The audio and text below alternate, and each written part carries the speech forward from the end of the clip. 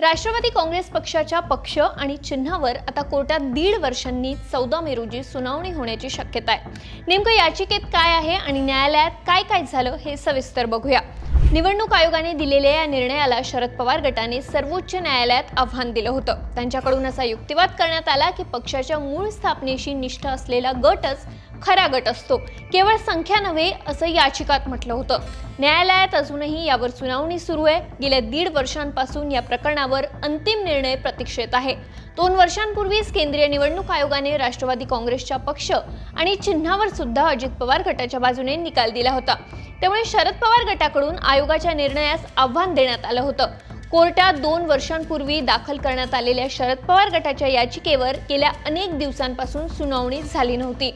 आता राष्ट्रवादी काँग्रेस पक्षाच्या पक्ष आणि चिन्हावर 14 मे रोजी सुनावणी होण्याची शक्यता आहे। या तारखेला हे प्रकरण कोर्टासमोर लागलंय। सद्यस्थितीत अजित पवार गट अधिकृतरित्या राष्ट्रवादी काँग्रेस पार्टी या नावाने ओळखला जातो। त्यांच्याकडे सध्या घड्याळ हे चिन्ह आहे, तर दुसरीकडे शरद पवार गट सध्या शरदचंद्र पवार राष्ट्रवादी काँग्रेस पक्ष अशा नावाने कार्यरत असून सध्या तुतारी हे चिन्ह वापरत आहे।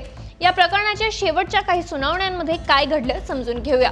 24 ऑक्टोबरच्या सुनावणीत आगामी महाराष्ट्र विधानसभा निवडणुकीत अजित पवार गटाच्या राष्ट्रवादी काँग्रेस पक्षाला घड्याळ हे चिन्ह वापरता येईल असे निर्देश सर्वोच्च न्यायालयाने दिले होते। मात्र तो वादाचा विषय आहे आणि न्यायालयात प्रलंबित आहे असे निवडणूक बॅनर आणि पोस्टर्समध्ये नमूद करावे लागेल। 4 एप्रिलला सर्वोच्च न्यायालयाने शरद पवार गटाला फक्त राष्ट्रवादी शरद पवार हे नाव आणि तुतारी वाजवणाऱ्या माणसाचं चिन्ह वापरावं असे निर्देश दिले होते। न्यायालयाने म्हटलं होतं, दुसऱ्या शब्दात याचिकाकर्ते शरद पवार किंवा त्यांचे समर्थक घड्याळ चिन्ह वापरणार नाहीत। 19 मार्चला सर्वोच्च न्यायालयाने राष्ट्रवादी काँग्रेसचे शरदचंद्र पवार यांचे निवडणूक चिन्ह तुतारी वाजवणारा माणूस याला मान्यता दिली होती। अजित पवार गटाला त्यांच्या निवडणूक चिन्ह घड्याळीचं प्रकरण न्यायालयात प्रलंबित असल्याची माहिती देण्यासाठी इंग्रजी, हिंदी आणि मराठी वृत्तपत्रांमध्ये जाहिरात देण्यास सांगण्यात आलं। न्यायालयात सुनावणी झाल्यानंतरच याबाबत अंतिम निर्णय घेतला जाईल।